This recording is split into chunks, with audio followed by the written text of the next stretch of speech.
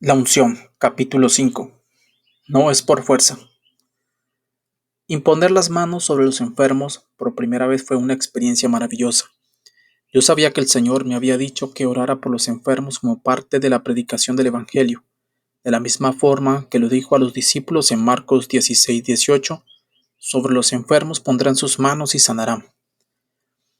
Pero esto era nuevo para mí, y el diablo había estado llenando mi cabeza de basura por algún tiempo.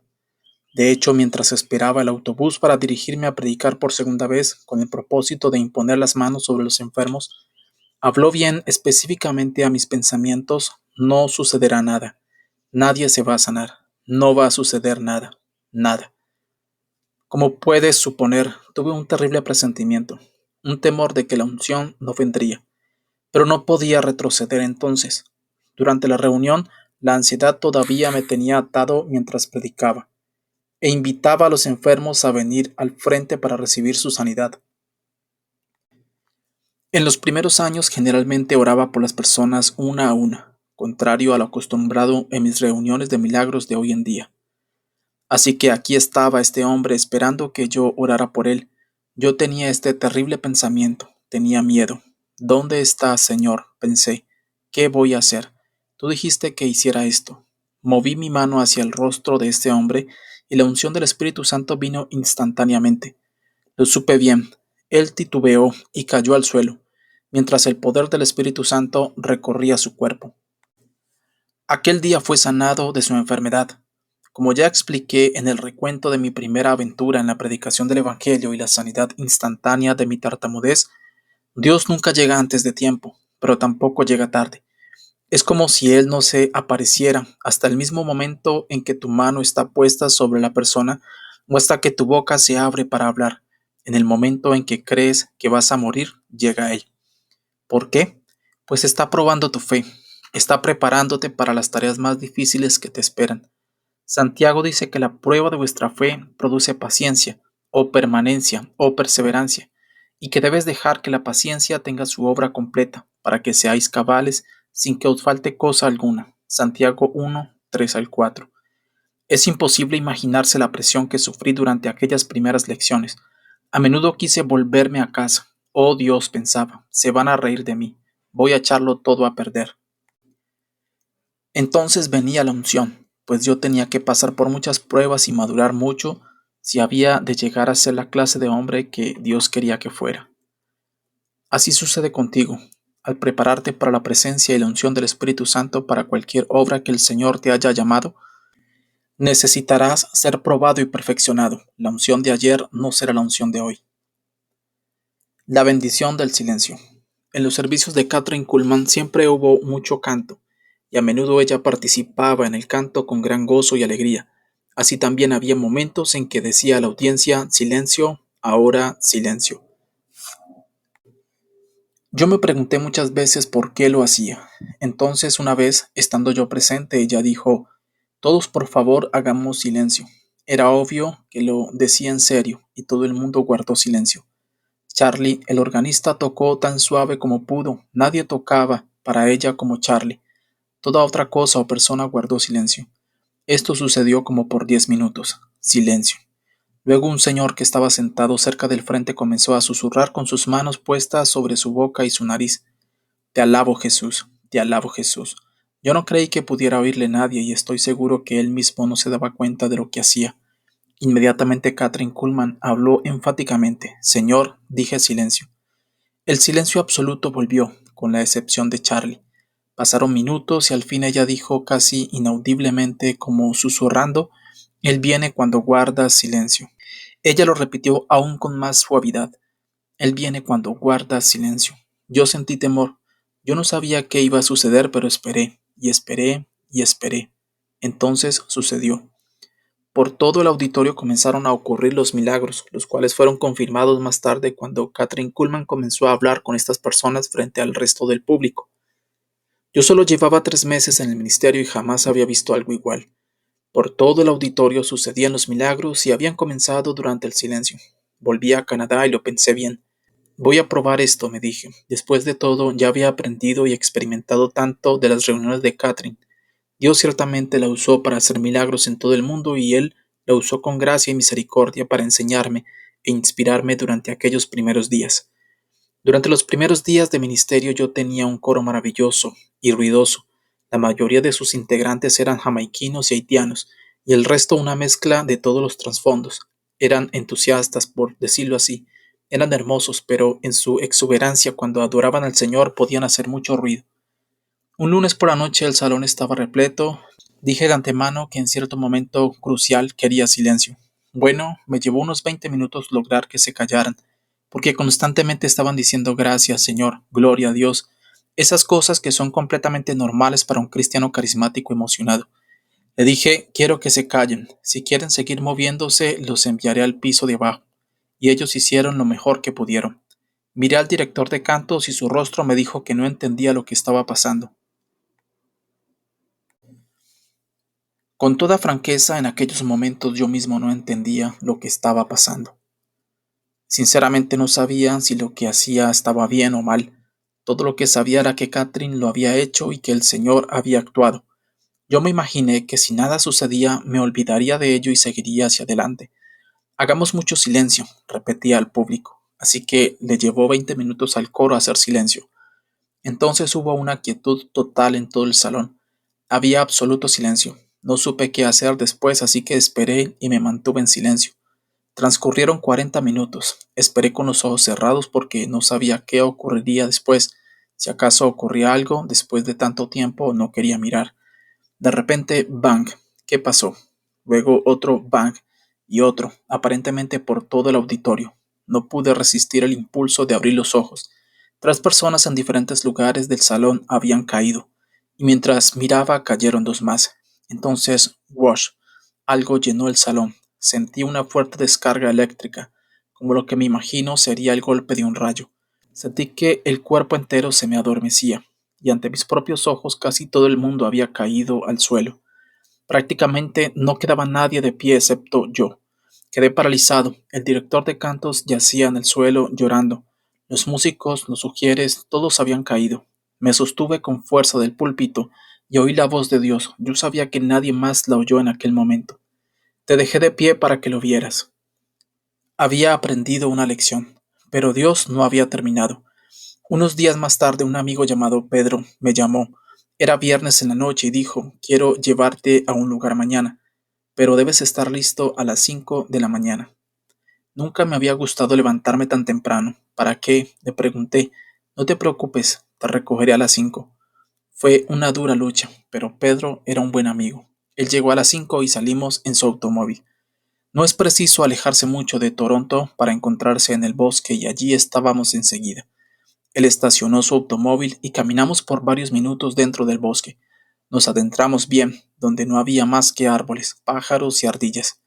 Nos detuvimos y él dijo, vuelvo enseguida. Yo pensé que él necesitaba evacuar el vientre y lo esperé, y esperé, y esperé. 10 minutos, 20 minutos. Estaba todo muy callado, y yo comencé a oír sonidos que nunca había oído antes. Hasta pude oír los latidos de mi propio corazón. Pensé que ya debía de estar de regreso. No había ido a evacuar el vientre solamente. Así que grité con todas mis fuerzas. ¡Pedro! Más silencio. De pronto, Pedro salió de detrás de un arbusto. Y por poco me muero de miedo.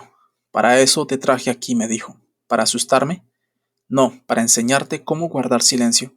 Siempre estás hablando, o moviéndote, o haciendo ruido. Te he traído al bosque para enseñarte una lección. No estaba nada impresionado, o por lo menos así se lo dije. ¿Sabes? Dijo Pedro que The White L. Moody dijo una vez, si pudiera tomar un incrédulo y lograr que guarde silencio por 5 minutos, y durante ese tiempo hacer que piense acerca de la eternidad, puedo conseguir que se salve. No tendré que decir nada. Silencio. Yo aprendí su poder. El lugar santo es un lugar de silencio. Debes aprender a callar delante de Dios y adorarle en el silencio. Descubrirás la unción. Cumpliendo la promesa. Como he dicho, por muchos años Kathryn Kuhlman fue una ministro del Evangelio quien seguí muy de cerca. Sin ella saberlo me enseñó mucho, pero debo confesar que la primera vez que la vi en Pittsburgh no la aprecié tanto como ahora. Desde la tercera fila del santuario de la primera iglesia presbiteriana la observé deslizarse casi en la punta de los pies hacia la plataforma, con sus brazos abiertos mientras avanzaba con su vestido de encaje, falda ancha que llegaba hasta el piso, mangas largas y cuello alto.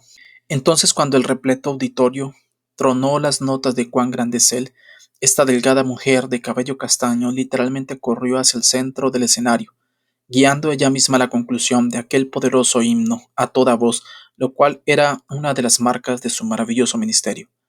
Las primeras palabras que ella habló al tomar el micrófono fueron: Hola, ¿qué tal?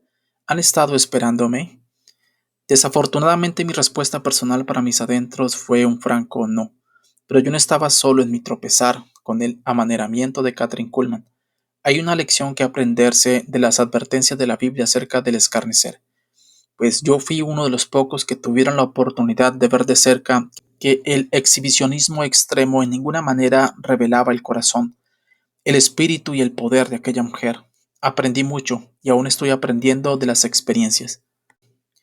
Durante el tiempo que pasé alrededor de su ministerio, nunca dejó de decir, con lágrimas en los ojos y un temblor en los labios casi imposible de detectar, estas palabras cuando clamaba al Señor: Te prometo la gloria y te doy gracias por esto, gracias por esto.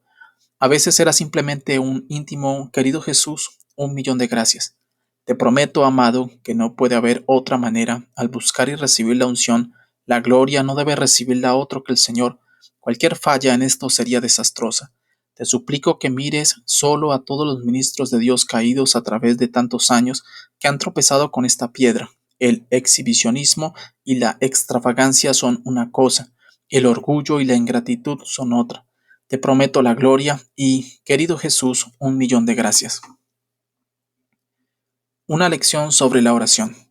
En 1977, poco después de la muerte de Kathryn Kuhlman en 1976, la Fundación Kuhlman me pidió que oficiara en un servicio en su memoria en Pittsburgh.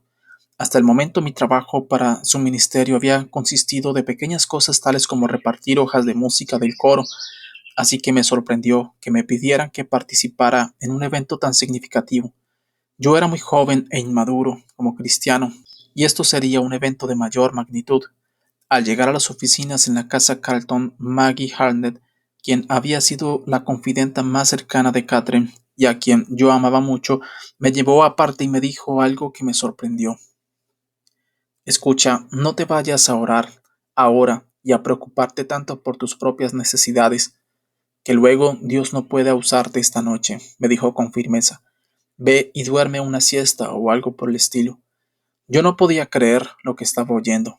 Es la cosa menos espiritual que jamás haya oído, pensé, y esta es la mujer menos espiritual que he visto. Yo iba a orar, gustarle a ella o no. Jimmy McDonald, el cantante, me recogió y me llevó al Carnegie Music Hall y me describió el programa de la noche. El coro cantaría esto y aquello, dijo, y luego él cantaría. Cuando yo comience a dirigir, Cristo, hay algo acerca de ese nombre, tú entras. Yo asentí. Bueno, presentaron una película acerca de un poderoso servicio de Catherine en Las Vegas que hasta el día de hoy tiene un impacto tremendo cuando la exhiben. Luego cantó Jimmy. Yo miré a la multitud desde detrás de las cortinas y quedé paralizado. No me podía mover. Jimmy cantó la canción una segunda vez y luego una tercera vez y finalmente dijo: Cuando cantemos esta canción saldrá Benny Hinn. Él añadió algunas palabras de halago acerca de mi persona. La mayoría de los presentes no me conocían, desde luego. Volvió a cantar. Yo todavía estaba paralizado del miedo. Finalmente pude salir al escenario. Jimmy susurró: ¿Dónde estabas? Y se fue del escenario. Aquello no me ayudó en nada, por supuesto. Traté de guiarles cantando la canción una vez más, pero comencé con un tono muy alto y fue algo terrible. Nadie cantó. Yo luchaba conmigo mismo. Todo lo que podía pensar era que quería salir de allí y regresar a casa.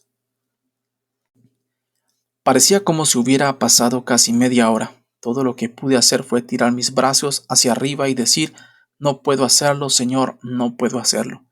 En aquel momento oí una voz dentro de mí que me dijo: Me alegro que no puedas, ahora haré yo la obra. Me relajé totalmente y fue como ir desde el infierno hasta el cielo. Hubo una liberación instantánea una vez que supe sin lugar a dudas que yo no podía. El poder de Dios descendió y todos en el auditorio fueron tocados, no por mí, sino por Dios. Fue un servicio maravilloso y emocionante. Maggie vino a mí más tarde y me dijo algo que nunca olvidaré. Catherine siempre decía, no son tus oraciones, no son tus habilidades, es tu sometimiento. Aprende a someterte, Benny. Para entonces estaba tan confundido por toda la experiencia que todo lo que pude decir fue Maggie, no creo que sepa cómo hacerlo. Bueno, esta noche tuviste tu primera experiencia, dijo ella. De vuelta en la habitación del hotel, oré, Señor, enséñame a hacer esto. Yo sabía que la clave estaba en la afirmación de Maggie aquella tarde, pero solo en los últimos años he comprendido bien lo que ella quería decirme. No ores solo porque tienes un servicio. Yo no hablo con mi esposa solo cuando la necesito. Se supone que yo tengo una relación con ella. Igual sucede con el Señor. Tú oras todo el tiempo para que tu comunión permanezca. No puedes decir, hablaré contigo cuando te necesite, y luego no ocuparme de él por un tiempo. Dios dirá, sin relación no hay unción. Tu vida depende de la oración. Es cuestión de confianza. Yo sé que Maggie Harner tenía en mente este asunto de la relación y la confianza cuando sucedió lo que voy a contarte. Creo que vas a comprender. Maggie y yo nos trasladábamos en automóvil por las calles de Pittsburgh una noche tarde después del servicio. Las calles estaban desiertas y cuando llegamos a un semáforo Maggie se dirigió a mí y me dijo, ¿ves ese edificio a la izquierda? Allí vivimos Catherine Kuhlman y yo al principio por muchos años. Era un edificio de apartamentos más bien viejo. Luego de un momento de silencio le dije, Maggie, dime cómo era Catherine en aquellos días. Mientras Maggie pensaba por un momento, la unción del Espíritu Santo vino sobre ella y fue como si Dios hubiera entrado en el automóvil. Ella dijo, Benny, voy a decirte algo ahora mismo, y no lo olvides nunca. Maggie era una persona que infundía respeto y le di toda mi atención. Tú tienes mucho más de lo que tenía ella a tu edad. El poder de Dios que viste en ella fue solamente los últimos 10 años de su vida. Yo estaba atónito. Pero yo pensé, Maggie, que Catherine siempre había tenido esa unción. Oh, no, dijo ella. En los primeros días no tenía unción alguna comparado con la que tenía cuando murió. Entonces me miró fijamente en la tenue luz. ¿Sabes por qué Dios la ungió de esa manera? Sacudí mi cabeza. Porque podía confiarle esa unción. Hubo unos segundos de silencio, y ella apuntó el dedo de su mano derecha directamente hacia mi cara y dijo pausada pero firmemente, ¿y si puede confiar en ti? Sentí como si Dios me estuviera hablando, si solo pudiera confiar en ti. Su dedo se quedó quieto frente a mi cara por un momento, y hubo un silencio sepulcral mientras seguíamos atravesando las oscuras calles. En mi hotel, aquella noche, casi no podía hablar, estaba conmovido. Hablé con una seriedad como nunca lo había hecho en mi vida. Señor, hazme un hombre ungido en quien puedas confiar. Confianza. Te prometo la gloria y, querido Jesús, 1.000.000 de gracias. No existe otra manera.